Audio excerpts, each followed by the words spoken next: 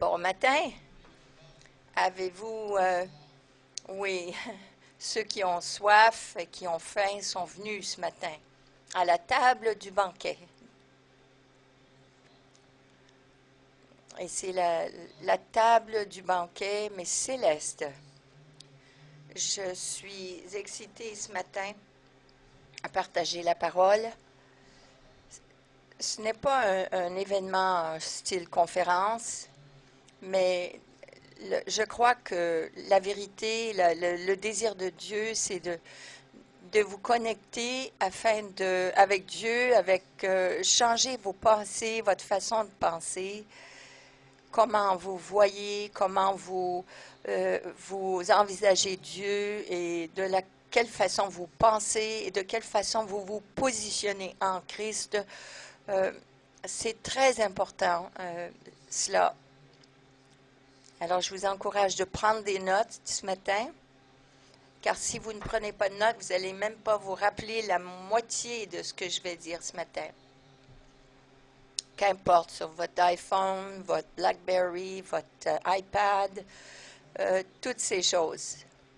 Ou si vous vivez dans les jours anciens, vous avez du papier et des crayons. Alors, c'est bizarre vraiment. Lorsque je voyageais autrefois, le iPad, c'était vraiment ce qui était à la mode. Mais quand cette chose est arrivée, j'ai dit au Seigneur, oh, j'en veux un de ceux-là. Parce que moi, j'avais beaucoup de papier. Je vivais dans la paperasse. Mais un jour, j'ai dit, ah oui, ça va être bon. Et comme une blague, j'ai dit au Seigneur, je vais semer en croyant que je vais avoir un iPad. Mais même le Seigneur, il entend nos blagues. Vous savez, il entend nos prières. Il entend nos prières et nos pensées même. On ne peut rien cacher de Dieu. Alors, j'ai semé dans cette offrande et j'ai cru Dieu pour un iPad. Et un mois plus tard, j'étais à une réunion. Et cet homme que je connais à peine, le Seigneur lui a dit, il vient me voir, il dit, le Seigneur m'a dit de t'acheter ça. Alors, je suis très reconnaissant envers le Seigneur et j'utilise l'iPad tout le temps. Alors, deux années plus tard, j'ai dit cela à la réunion hier soir, le Seigneur m'a dit, sème ton iPad dans l'offrande. Et puis là, le Seigneur m'a montré toutes ces choses qui étaient semées, des bicycles, des motocyclettes, des bateaux, toutes sortes de choses, des voitures. Et Dieu a éclaté. À peu près 3 semaines plus tard, dans cette réunion, le Seigneur a envoyé quelqu'un pour me dire, tiens, je te donne un iPad 4 que le Seigneur m'a dit de te donner. Alors, vous savez, lorsque vous faites ce que le Seigneur vous demande, vous récoltez les récompenses que Dieu vous a promis. Mais il y a tant de personnes qui n'ont pas accès à ces récompenses parce que nous n'écoutons pas à Dieu. J'étais dans une réunion une fois et le Seigneur il m'a dit, Dieu m'a dit, je veux que tu sèmes ce montant dans cette offrande. Et c'était vraiment au-delà de... On était en grand besoin à ce moment-là, mais je l'ai fait quand même. Je croyais que même à ce temps-là, c'était même pas une offrande, mais pour nous, c'était énorme, énormément. C'était un gros montant pour nous. C'était 1800 $. C'était massif pour nous. C'était énorme comme montant pour nous. Mais on l'a fait par la foi et une semaine plus tard, il y a quelqu'un de BC, un ami à moi, qui ne savait rien. Il m'a écrit un chèque personnellement pour 1856 $, quelque chose comme ça. Il a dit, nous ne voulons pas semer, nous ne voulons pas semer dans ton ministère, mais dans ta vie personnelle. Vous savez, Dieu, c'est comme ça qu'il agit. Lorsqu'on fait par la foi, on sème en obéissant au Seigneur, le Seigneur, il bénit, il récompense, il écoute, il entend.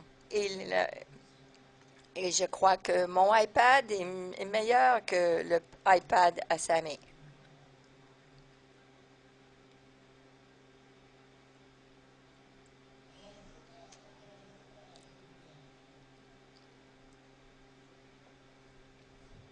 Ah, ça, c'est extraordinaire. Oui, j'ai entendu plusieurs histoires à ce sujet. Alors, ce matin, j'aimerais parler et partager avec vous le secret doré. Le secret doré. Et je vais vous donner le secret doré aujourd'hui. De quelle façon, qu'est-ce qui vraiment honore Dieu? J'ai 4 disques. C'est sur comment expérimenter l'ordre divin.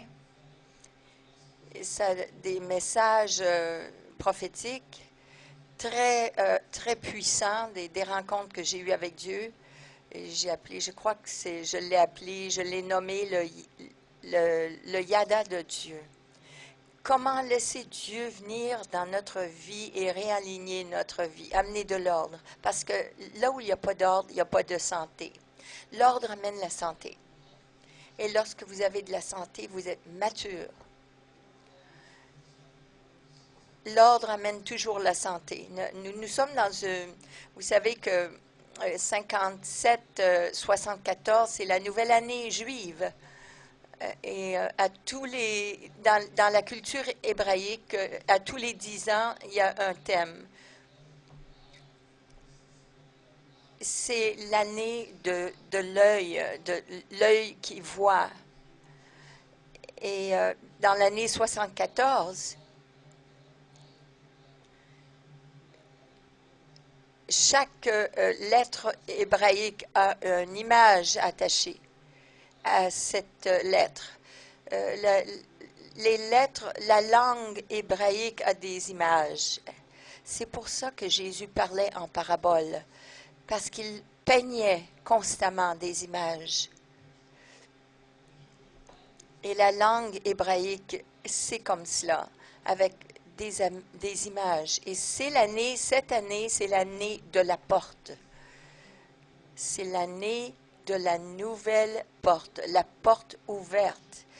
Laissez la confusion, le désordre et d'entrer dans cette porte d'opportunité, d'occasion et d'ordre. Alors nous sommes dans une bonne saison. Et 57, 74, c'est l'année. Et lorsque nous allons du désordre, nous entrons dans l'ordre, un endroit où il y a de la santé. Nous devons comprendre dans quelle saison nous sommes. J'aimerais qu'on regarde le psaume 16 et le verset 8. Psaume 16 et le verset 8. J'aimerais vous lire ceci. Il y a quelques années, j'ai eu un rêve et je vais vous dire, mes rêves sont très actifs.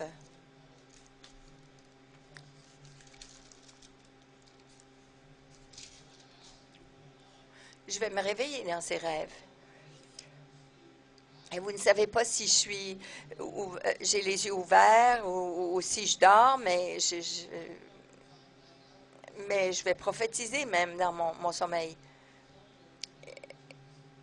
Et je me rappelle une nuit, je me suis réveillée et j'ai dit cela à ma femme, toutes les vitamines qui manquaient dans son corps, tous les minéraux qui manquaient. J'ai des rêves incroyables. Elle ne sait pas toujours, mais ma femme, elle a appris que lorsque je suis dans cet état, elle peut me parler, elle a des conversations et elle reçoit de la révélation de Dieu au travers de moi. Elle me pose des questions, je me rappelle même pas de cela.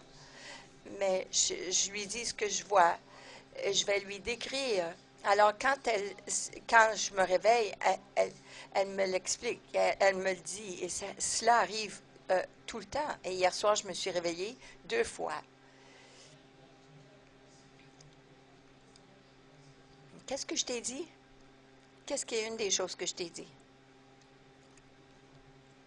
Tu disais constamment, ne va pas par en arrière, va vers l'avant. Va vers l'avant. Je me suis sentie convaincue. Et une autre fois, tu t'es réveillée, tu as dit, tu étais debout, étroit, au-dessus de moi, et tu avais les yeux ouverts et tu me parlais, mais je me rappelle d'aucune chose. Ce n'est pas toujours plaisant, vous savez. Même quand je me réveille dans cet état, je ne réalise pas que je ne peux pas distinguer entre la réalité et non-réalité. C'est une vision ouverte, souvent. Je ne peux pas vous dire la différence entre le vrai et le pas vrai. Alors, en disant cela, il y a quelques années, je vais vous dire, un jour, je me suis réveillée et je disais ce psaume. J'étais en train de réciter ce psaume, le psaume 16, qui dit ceci. Je ne perds pas de vue le Seigneur et je ne risque pas de faiblir puisqu'il est à mes côtés. Je ne me perds pas de vue le Seigneur et je ne risque pas de faiblir puisqu'il est à mes côtés. Et lorsque vous vous réveillez en récitant une écriture de la parole, c'est même pas dans mon vocabulaire, vous savez.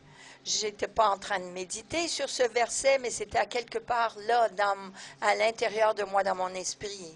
Mais si vous écoutez, vous lisez la parole, vous ne savez pas où ça demeure. Mais ça demeure à quelque part dans notre esprit. C'est retenu là. Je crois que notre esprit, c'est comme une enveloppe. Et Dieu dépose des vérités dans cette enveloppe et à un certain temps, à un moment donné, il va le ressortir. Et on ne sait même pas, on ne se rappelle même pas comment on l'a eu. Il y a une blague qui dit...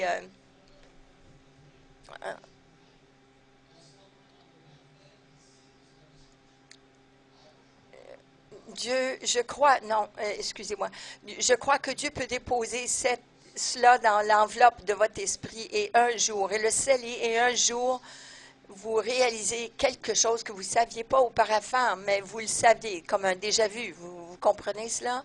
Vous comprenez ça? Je crois le déjà-vu. Je ne crois pas ces nouvel âge, mais je crois que c'est une action qui s'est déjà produite dans votre esprit. Dieu l'a mis dans l'enveloppe de votre esprit et soudainement vous êtes dans cette atmosphère et vous dites, j'ai déjà été là, je me rappelle, j'ai déjà vu ça, c'est que Dieu veut votre attention. Dieu est en train de révéler ce qui était déjà auparavant en vous. Alors, lorsque ceci arrive, faites attention. Et écoutez bien, parce que j'étais en train de réciter un verset que je ne savais même pas. Je ne connaissais même pas cette écriture. Et j'étais en train de le répéter constamment. J'ai mis le Seigneur. Je n'ai pas perdu de vue le Seigneur. Non, je ne perds pas de vue le Seigneur et ne risque pas de faiblir puisqu'il est à mes côtés. Et après cela, après une journée d'intense méditation de cette écriture, je peux prendre une journée complète, juste méditer et mâcher, de ruminer ce verset parce que je veux entrer dans la réalité de cette écriture. Vous pouvez lire plein de choses et ça vous ne fera absolument rien.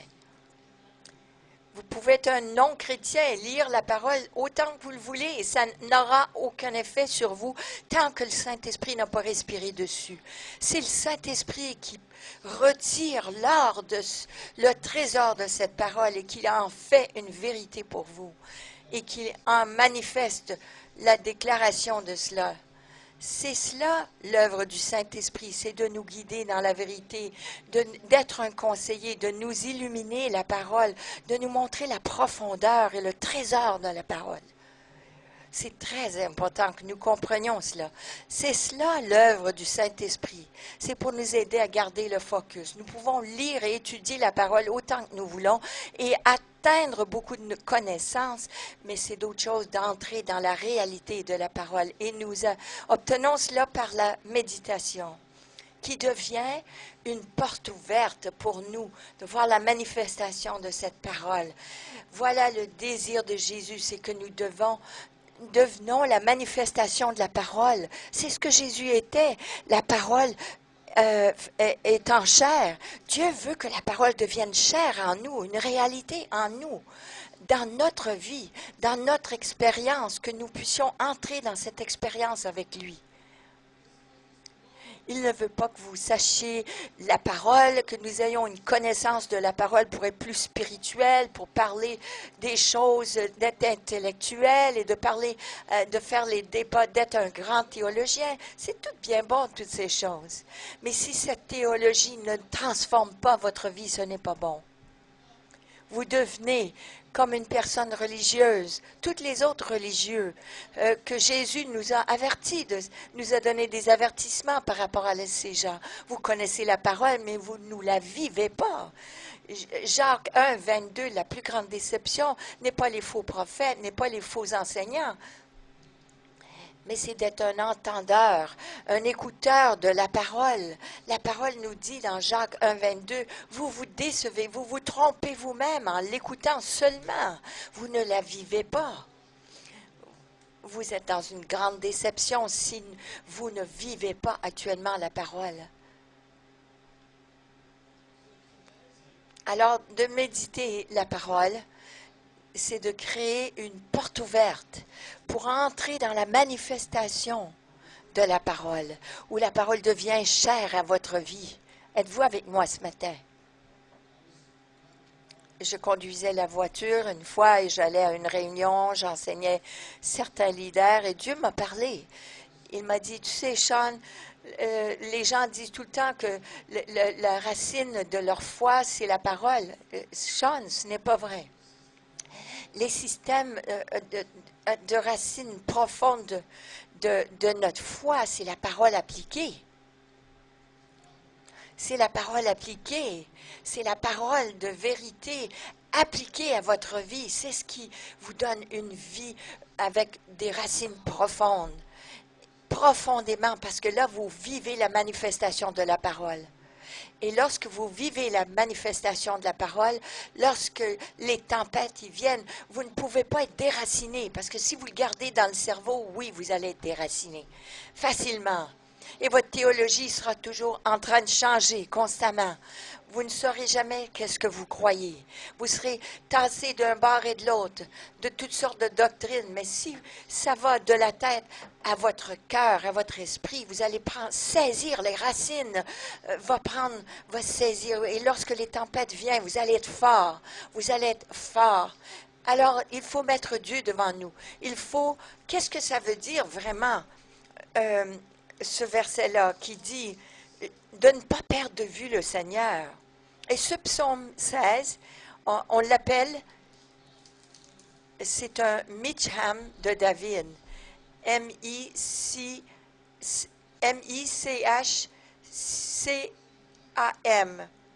Et ce mot hébraïque veut dire kotam. Et ça veut dire d'être teint. Quelque chose qui est gravé ou qui est découpé. Gravé. Et ce que ça veut dire, ce psaume a été introduit comme étant un Misham de David. Ça veut dire que ce qui a été dit là, ce qui doit être dit dans ce psaume, doit être gravé dans notre esprit. C'est digne d'être gravé, c'est digne d'être sculpté dans notre esprit. C'est tellement important et ça doit être gravé dans la pierre de notre cœur. Il y a quelque chose qui est plus important de ce psaume par-dessus tous les autres psaumes. Et les théologiens l'appellent le psaume doré. C'est pour cela que j'ai dit le secret doré. Parce qu'il y a quelque chose de doré de ce psaume que nous devons regarder ce matin.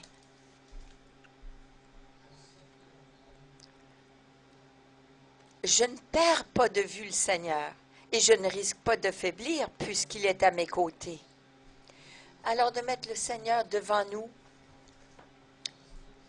et ce que ça veut dire, c'est que nous devons regarder à Dieu avec toute affection de notre cœur et de notre pensée et le mettre lui prééminent, le focus principal de notre vie, d'avoir Dieu premier, d'avoir tous nos sens captivés et étreints pour le Seigneur. Alors, pendant une journée, je l'ai répété et je l'ai médité. J'ai commencé à me voir avec prendre ma famille, mes finances, mon ministère, tout ce qui a rapport avec ma vie, nos véhicules, toutes les choses de ma vie, et de dire, Seigneur, je mets tout cela devant toi. Et d'avoir le focus central de mes affections, toutes ces choses. Non, ce n'est pas ces choses, mais c'est tous les défis que je fais face. Seigneur, je les mets devant toi, en vue, en vue du Seigneur.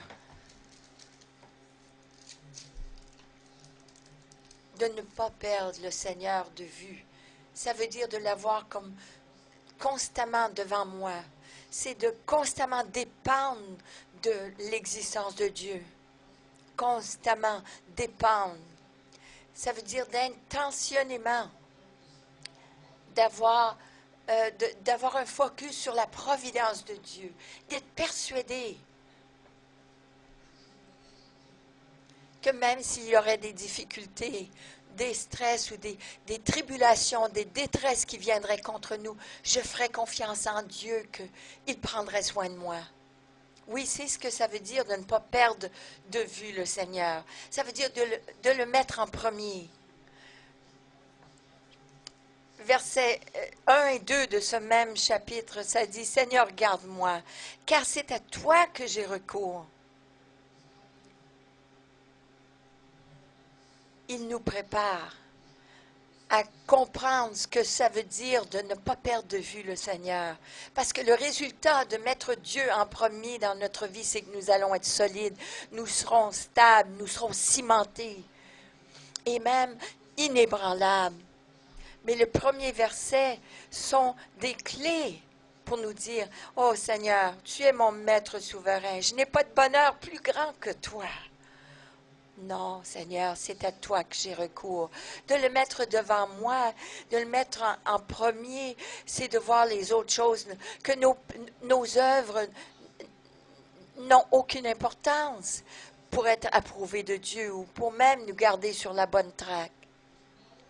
C'est de reconnaître qu'en lui est toute la bonté. En lui, il y a toute chose bonne. Psaume 16, versets 5 à 6, il dit, « Seigneur, toi, tu es la chance de ma vie, la part qui me revient. Tu tiens mon destin dans tes mains. Oui, c'est un sort qui m'enchante, un privilège qui me ravit. Il est tout. Il est mon héritage. » Pour en comprendre cette vérité, c'est de mettre Dieu en vue dans toute ma vie. Alors, ton argent est perdu, même si c'est perdu, que la bourse tombe, écrase, que vous perdez votre matériel, que votre auto tombe en débris, en morceaux. Votre providence est Dieu Tout-Puissant, Jéhovah, Jireh, et que vous faites confiance dans cette réalité, cette vérité, que lorsque tout autour de vous s'écrase et disparaît, c'est lui. Et c'est cela ce que ça veut dire de mettre Jésus, de le mettre en vue, ne pas le perdre de vue. Philippiens 2, 8 et 9 dit, « Rien compare. » Philippiens 3, 8 et 9, ça dit, « Oui, je compte tout comme étant une perte pour l'excellence de la connaissance de Jésus-Christ, mon Sauveur. » Car la façon de Dieu de nous mettre en dépendance de lui, ce que j'acquéris en Christ, c'est de le garder en vue. C'est de le mettre à ma droite. Et parce qu'il est à ma droite, je ne serai pas ébranlé. Comprenez-vous cela?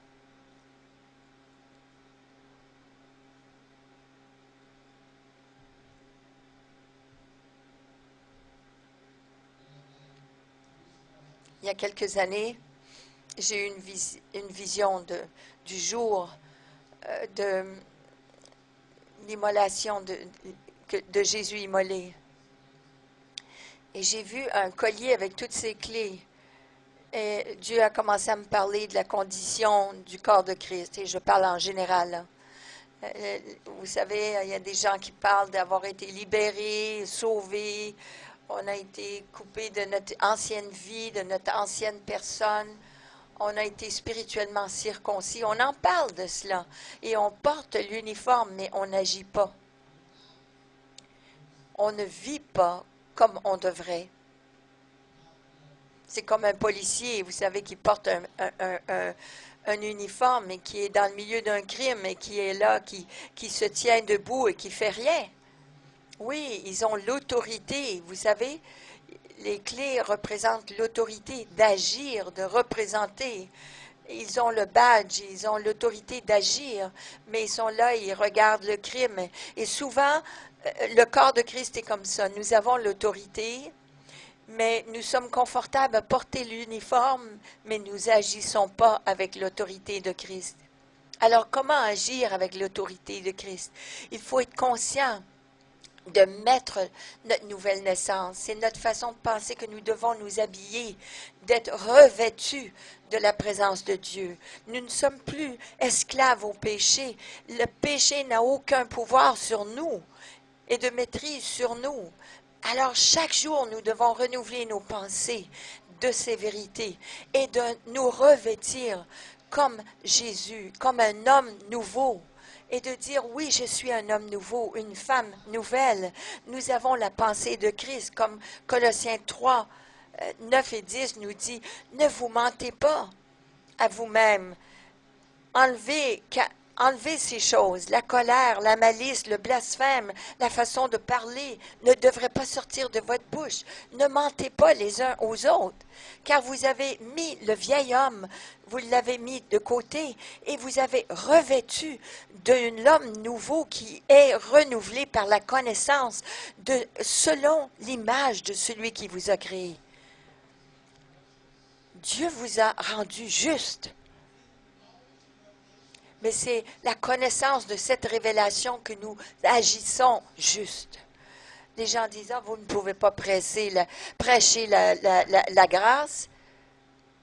Non, c'est l'Évangile. Les gens prennent la grâce et en font une licence pour pécher. Non, ce n'est pas ça. C'est de mal comprendre la grâce produit le contraire. Mais de bien comprendre la grâce, c'est de bien vivre sa vie chrétienne. Comprenez-vous? Alors chaque jour, nous devons nous revêtir de cette nouvelle nature, de le mettre comme notre focus, de le mettre devant nous constamment, devant nos yeux, que le Seigneur nous soit en vue, de mettre nos enfants, nos situations financières, notre famille, nos épouses, notre travail. Il y a des gens, ils veulent séparer les détails de leur vie de Dieu. Et c'est ce que Dieu veut retirer de l'Église. Vous savez, c'est de faire une lobotomie spirituelle. Parce que l'Église est vraiment, présentement, est bouchée. Il y a une constipation spirituelle dans le corps de Christ. Et Dieu a besoin de vider, de drainer cette mauvaise théologie. Et c'est focusser sur les œuvres. Et il y a cette amertume envers Dieu. Et les gens sont immatures parce qu'ils ne veulent pas faire. Non, Dieu n'aime pas ça, faire. Il ne veut pas cela parce que ça pue à son nez. Jésus a fait une chose. Il est mort pour prendre soin de toute cette saleté, pour que vous viviez libre. Et c'est parce qu'il a fait, justement, qu'il vous a justifié. Par son œuvre, vous avez été justifié et libéré. On est encore après essayer de prouver à Dieu quelque chose. Et Dieu dit, arrête cela. Vis plutôt la vie du royaume à laquelle je t'ai appelé, parce que tu es libre. Et sors de cette mentalité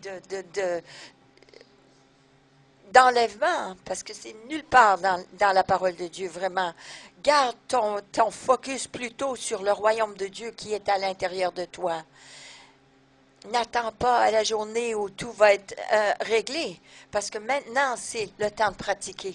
C'est l'occasion, Jean 10, de vivre la vie abondante que Dieu nous appelle à vivre, qui est une promesse de Dieu. C'est une vie abondante, super abondante. Ce mot-là, abondance, ça dit, vous savez, dans ce verset, ça dit, l'ennemi vient, le voleur vient pour dérober, égorger, détruire. Mais ce mot abondance en hébreu veut dire une super abondance, une mesure qui va vous dépasser. Et c'est ça que Dieu a pour vous maintenant. Et beaucoup d'entre nous, nous attendons à ce jour où nous allons avoir accès à cette super abondance. Mais la façon d'avoir accès à cette super vie d'abondance, c'est d'inclure Dieu dans notre vie, de l'avoir dans notre vie à tous les jours. Mais nous séparons Dieu de notre travail. Oh, on travaille et j'ai pas de caractère, je suis en retard, je déteste mon travail. On a cette attitude, puis là on va dimanche, oh Jésus, on va louer Dieu le dimanche matin, mais sur le chemin du retour, dans notre van, notre auto, on se bat avec avec notre épouse, et là on se sent coupable.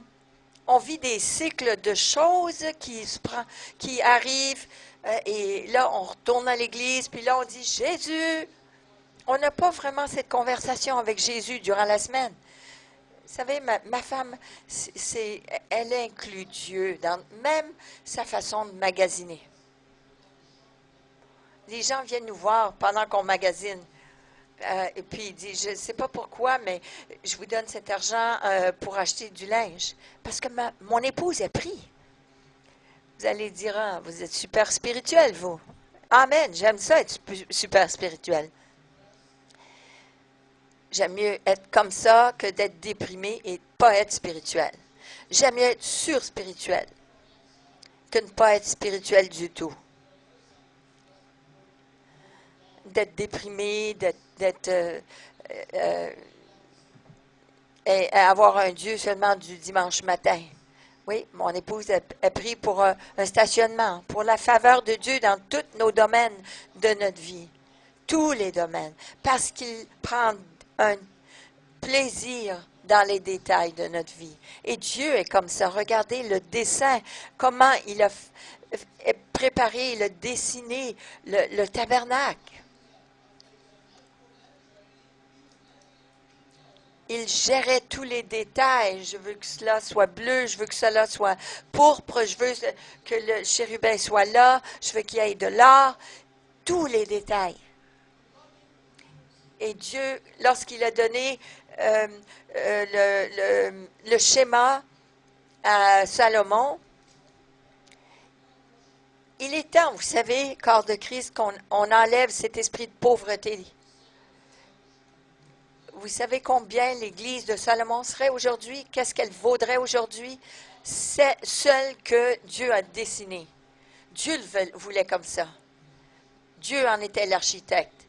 Ça vaudrait 54 milliards de dollars. Ça dérangerait du monde. Pendant qu'il y a le monde qui vivait la pauvreté, vous vous rappelez du parfum qui a été versé de la boîte d'alabâtre de Marie-Magdalène, celui qui se croyait, Judas, qui croyait qu'il était super spirituel, mais qui disait, oh, on aurait dit qu'il avait une révélation de vraiment fournir pour les besoins des pauvres. Mais vous savez, c'est lui qui a, pour quelques shekels d'argent, il a trahi Jésus. Mais Jésus, il aime ça. 54 milliards de dollars pour une église. Imaginez-vous, qu'est-ce que ça vaudrait aujourd'hui, de quoi ça aurait l'air aujourd'hui.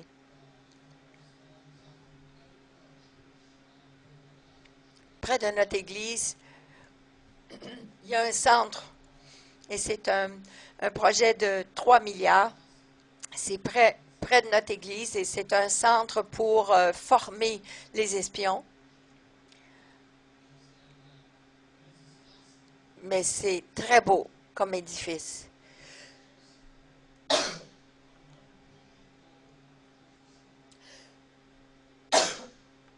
En Singapour, il y a une église là qui a été payée 1 milliard. C'est l'attraction de touristes numéro 1 en Singapour. Et elle a été payée cash, comptant pour cette église. L'église a monté 5 millions de dollars. Ils ont pu lever des fonds de 5 millions. Ils ont pu la payer comptant.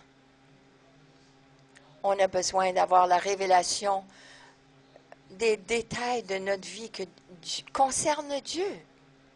Dieu veut, il est pour nous. Et je crois que plusieurs d'entre nous, on croit que non, Dieu ne se concerne pas de ces détails.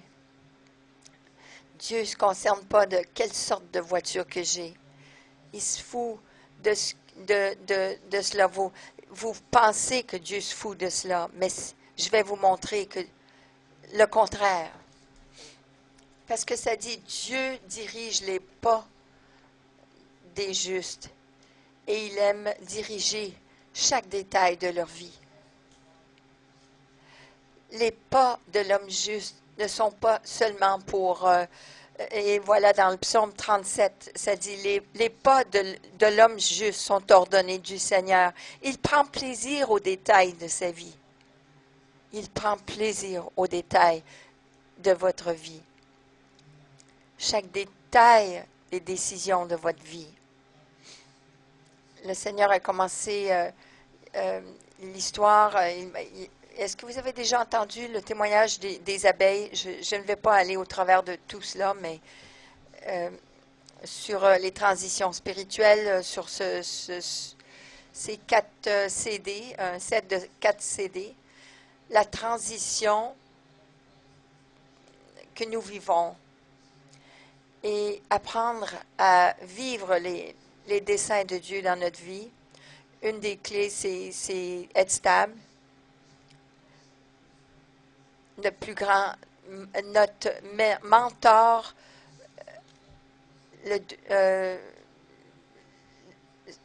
c'est la saison. C'est la saison dans laquelle nous nous tenons. Le dessein spirituel pour votre vie, comment il veut travailler au travers de vous. Et le numéro 4, c'est une nouvelle ère. Et je partage ma rencontre avec les abeilles.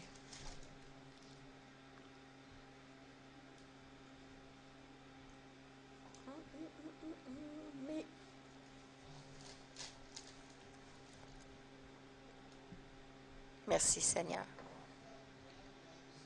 En 2011, j'ai eu une parole du Seigneur qui était puissante. Je ne savais pas ce que ça voulait dire. J'étais en prière et j'ai eu cette vision ouverte. J'ai vu cette abeille. Et Dieu m'a dit, tu vas entrer dans la saison des abeilles. C'est quoi la saison des abeilles? Des abeilles.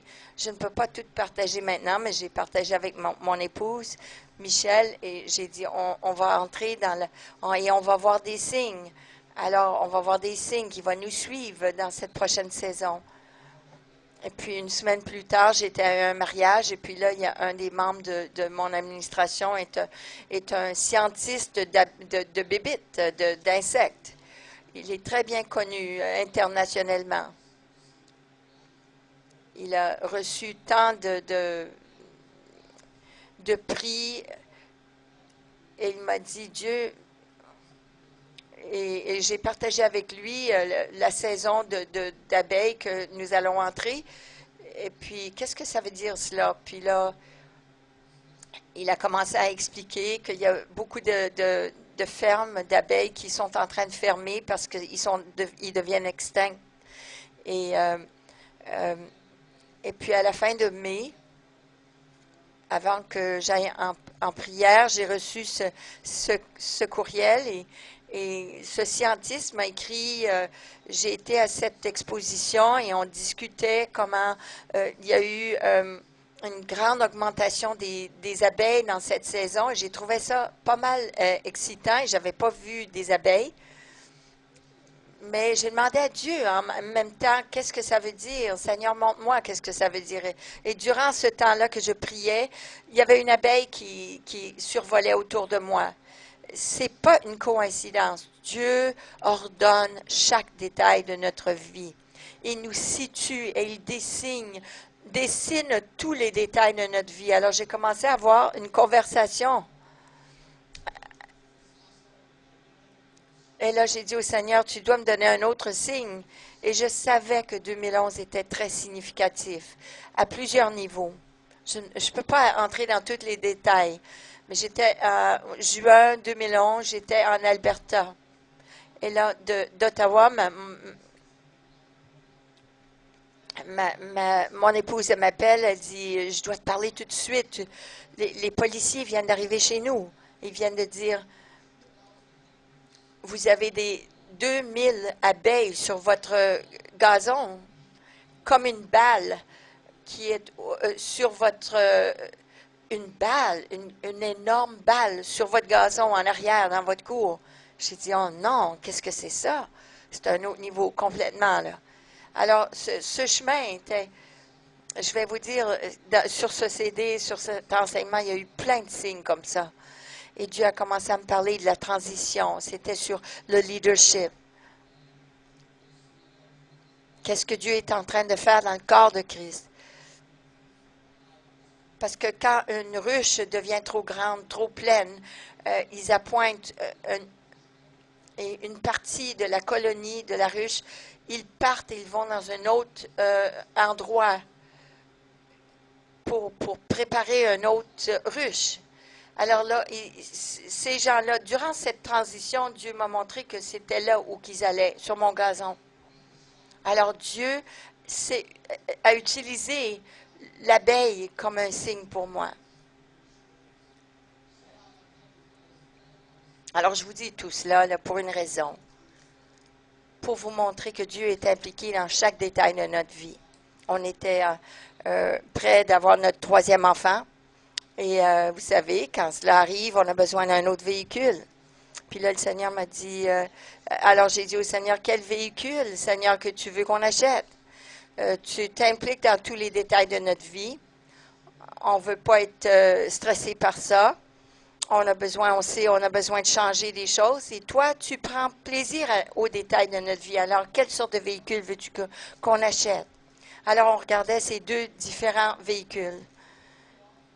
Puis là, on a dit, on a seulement 3 options. Montre-nous quelle vanne montre-nous le signe de quelle vanne on devrait acheter. Alors, je suis allée à ce concessionnaire avec ma petite.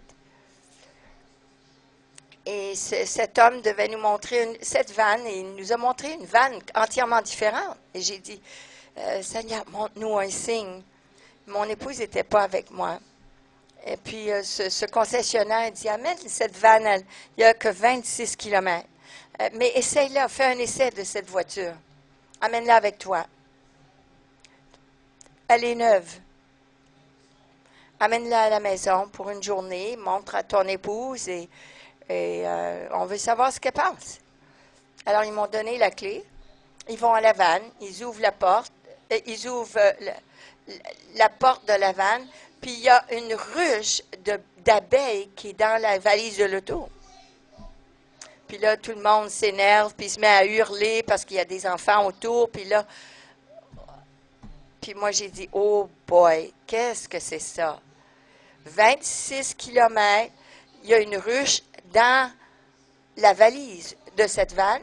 Vous savez pourquoi? Parce que Dieu prend plaisir dans les détails de notre vie. Et c'est la vanne qu'on a achetée. Je peux vous dire, et histoire après histoire. Et c'est cela qui arrive lorsque vous mettiez le Seigneur. Vous ne perdez pas de vue le Seigneur. Ça vous cimente, ça vous stabilise et vous ne serez pas ébranlés lorsque viennent les tempêtes. Êtes-vous avec moi? Êtes-vous heureux ce matin? Si vous êtes heureux et vous le savez, tapez des mains. J'aimerais clôturer avec deux choses. Proverbe 3, versets 5 et 6. Proverbe 3, 5 et 6. Une des choses que j'aimerais qu'on médite lorsqu'on met toujours en vue le Seigneur devant nous.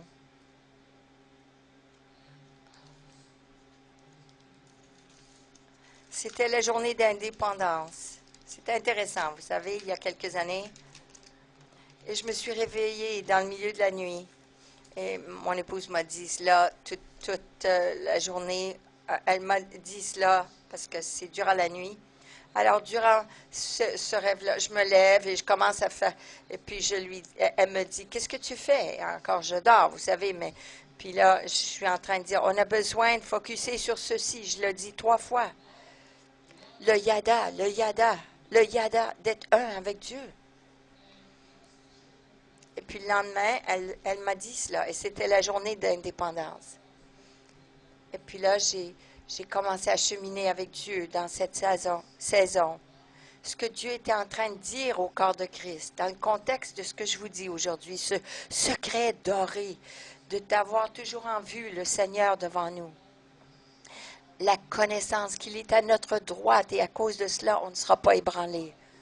Ce mot yada est un mot hébreu qui est trouvé dans Genèse 3, verset 1, où ça dit que Adam a connu Ève et ils ont conçu un fils, Caïn. Ça parle de l'intimité sexuelle pour produire quelque chose, mais ce même mot est yada.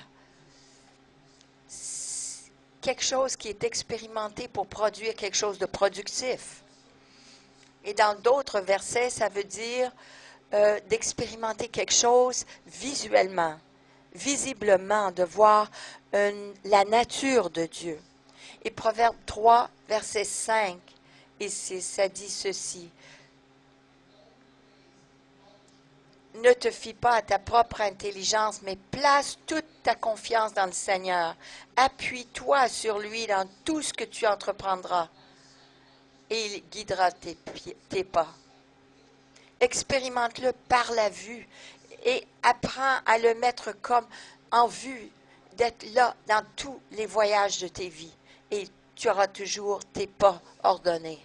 Et Dieu disait, garde le focus là-dessus, mets-le constamment devant toi, mets-le en vue constamment, avoir une relation intime, de garder le focus, de le mettre en priorité dans ta vie.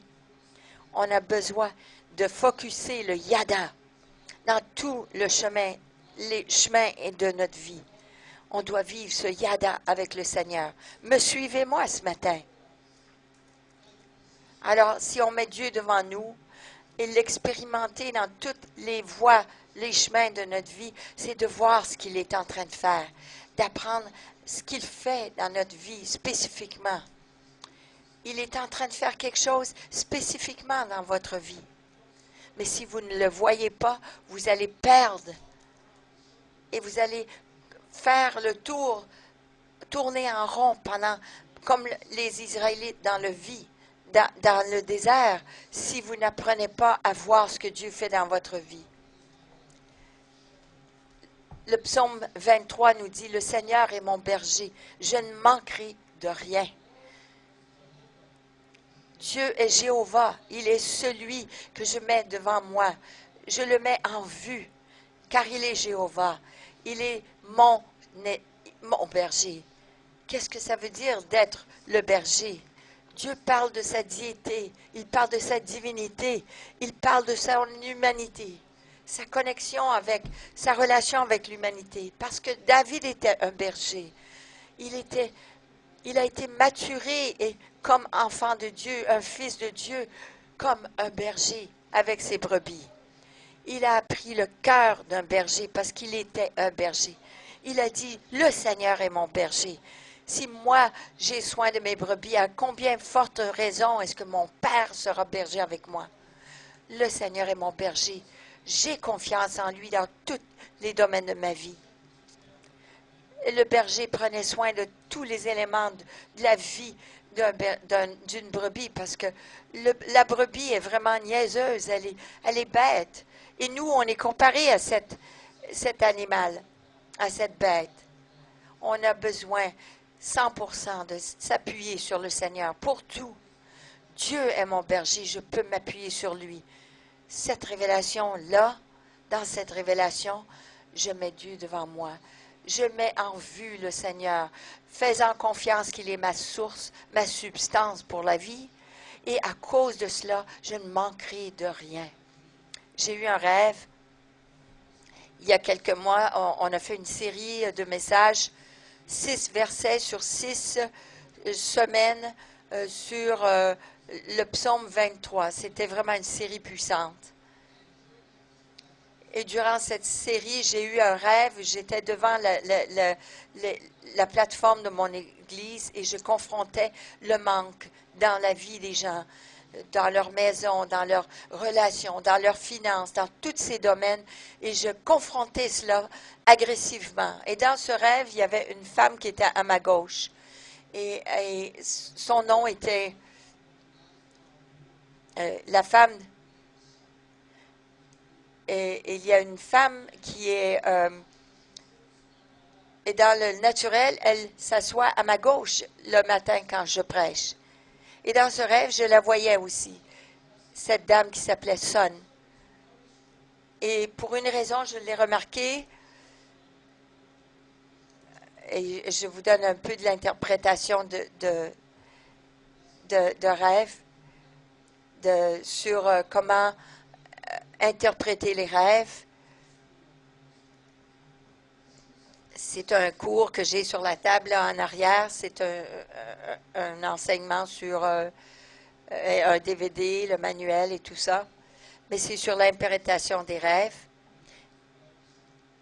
La droite parle de la force, la gauche parle de faiblesse. La droite parle de la force, la gauche parle de la faiblesse. Et j'ai remarqué dans le milieu de ma faiblesse, comme je confrontais le manque, et Dieu m'a dit, la foi n'est pas de renier la réalité, c'est de confronter la réalité en reconnaissant que le Fils est là dans le milieu de ma faiblesse. Le Fils, en voulant dire, c'est vraiment un... Mais elle s'appelait Fils, mais soleil, mais qui veut dire en anglais Fils. Alors, il faut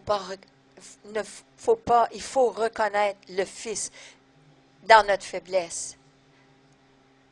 Et on doit reconnaître qu'il est Seigneur, qu'il est berger, et de toujours le mettre en vue. Et si nous faisons cela, nous ne serons pas ébranlés. C'est bon?